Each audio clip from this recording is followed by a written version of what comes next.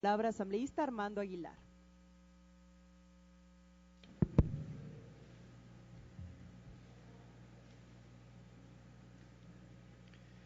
Buenas tardes, señora presidenta, señores y señoras asambleístas. Quiero empezar manifestando que este proyecto de ley no significa volver al pasado, no es una ley privatizadora, ni tampoco es la restauración conservadora, ni de lejos promueve el neoliberalismo.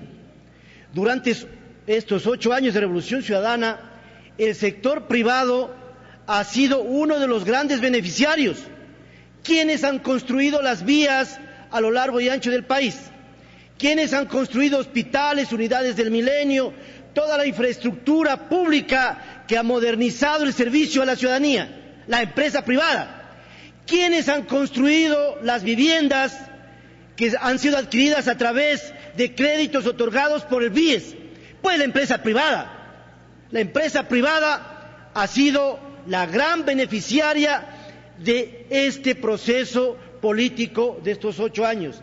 Este proyecto de ley promueve reglas claras de incentivos para promover las asociaciones público-privadas e inversiones extranjeras. Y quiero referirme al último inciso del artículo 13 del proyecto de ley, que establece lo siguiente: bajo la modalidad de asociación público-privada no se podrá delegar a la gestión privada las facultades de rectoría, regulación y control a cargo del Estado, ni la gestión de servicios de interés general para los que se haya excluido constitucional o legalmente la participación privada. Sí, bienvenida a la participación privada, siempre ha sido bienvenida al país, y le vamos a establecer reglas mucho más claras e incentivos tributarios para que vengan con mayor confianza, pero respetando el mandato constitucional. Los sectores estratégicos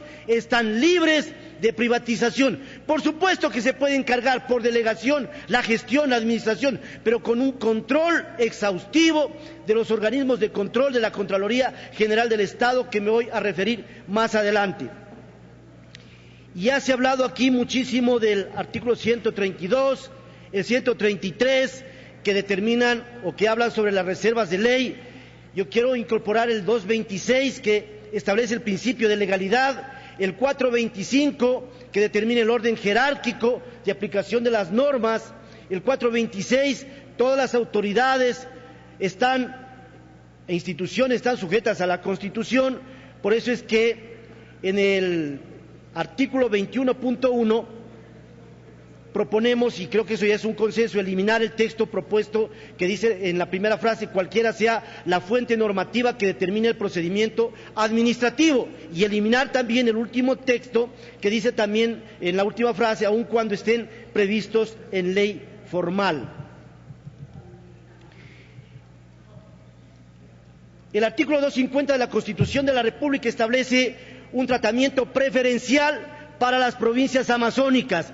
Por eso solamente quiero argumentar, quiero apoyar lo que ya se ha dicho reiteradamente aquí en este pleno, en esta mañana y tarde, que en la reformatoria 9, que sustituye los incisos primero y segundo y tercero de la disposición transitoria 22ª del Código Orgánico de la Producción, Comercio e Inversiones, se haga constar en la tabla 70 hectáreas para las propiedades de la región amazónica y para aquellas propiedades de las estribaciones de la cordillera oriental, occidental, y que tengan similares características. Pero estas 70 hectáreas tienen que aplicarse a partir de la vigencia de esta ley y de manera permanente para todas las tierras de la región amazónica, porque efectivamente la Amazonía tiene unas particularidades en el ámbito productivo que no son lo mismo que las de la sierra o las de la costa. Por eso hay que darle un tratamiento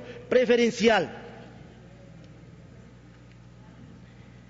El artículo 221 de la Constitución de la República dispone de manera clara que la Contraloría General del Estado es un organismo técnico encargado del control de la utilización de los recursos estatales y la consecución de los objetivos de las instituciones del Estado y las personas jurídicas de derecho privado que dispongan de recursos públicos. Ninguna persona natural o jurídica, pública o privada, puede sustraerse del control de la Contraloría General del Estado. Este es un mandato constitucional y además es un requerimiento de la transparencia y de la forma ética como deben manejarse los recursos públicos. Consecuentemente, y además, el artículo 315 de la Constitución establece que las empresas públicas estarán bajo la regulación y control específico de los organismos pertinentes de acuerdo con la ley. Consecuentemente, en la disposición quinta reformatoria a la Ley Orgánica de Empresas Públicas, que reforma el artículo 47, propongo un texto alternativo que diga lo siguiente: en las empresas públicas de economía mixta, en las que las empresas públicas sean accionistas, la Contraloría General del Estado realizará el control externo directamente o mediante auditoría financiera a través de empresas especializadas a cada industria o sector calificadas para el efecto, a través del proceso dinámico de elección de las firmas especializadas determinado por la Contraloría General del Estado. Esto en el artículo 47 que se propone reformar.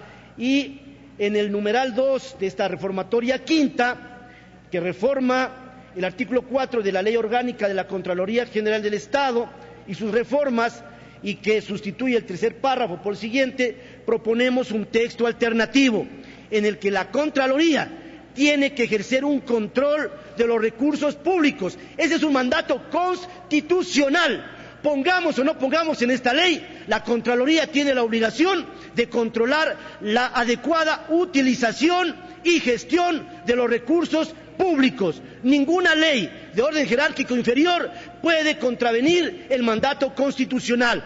Por eso el texto que propongo o que proponemos con algunos compañeros asambleístas es el siguiente: cuando el Estado o sus instituciones hayan delegado a empresas privadas la ejecución de obra pública, la explotación y aprovechamiento de recursos públicos mediante concesión, asociación, capitalización, traspaso de propiedad accionaria, de certificados de aportación o de otros títulos o derechos, o por cualquier otra forma contractual de acuerdo con la ley, la vigilancia y control que ejerce la Contraloría General del Estado se extenderá a la persona o empresa delegataria y a la gestión referida a esa delegación por parte de la institución del Estado delegante. Esta modalidad de control utilizará también cuando se haya contratado la administración de la gestión de la empresa, sea pública o mixta. Esta disposición, como digo, si no se la recoge, de todas formas, el artículo 221 establece la obligación de la Contraloría de controlar el uso adecuado y la gestión adecuada de los recursos públicos. Propongo también que se elimine la derogatoria del inciso cuarto del artículo 94 de la Ley Orgánica de Comunicación. Para proteger la salud de los habitantes del Ecuador es necesario que haya un control previo sobre la publicidad de productos destinados a la alimentación y la salud. Sería una irresponsabilidad de esta Asamblea eliminar esa disposición que consta en la Ley Orgánica de Comunicación. Asimismo, el artículo 76 de la Constitución de la República. Un minuto, Asamblea. Gracias, presidente. Establece el debido proceso y garantías básicas. En el numeral 2 del artículo 76 se establece la presunción de inocencia mientras no se declare su responsabilidad mediante resolución firme. En el numeral 7, literal M, dice recurrir el fallo en todos los procedimientos en los que se decida sobre derechos.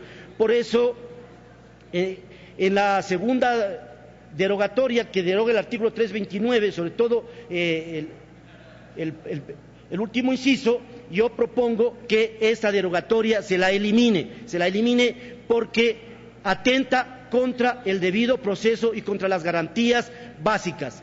Muchas gracias, presidenta.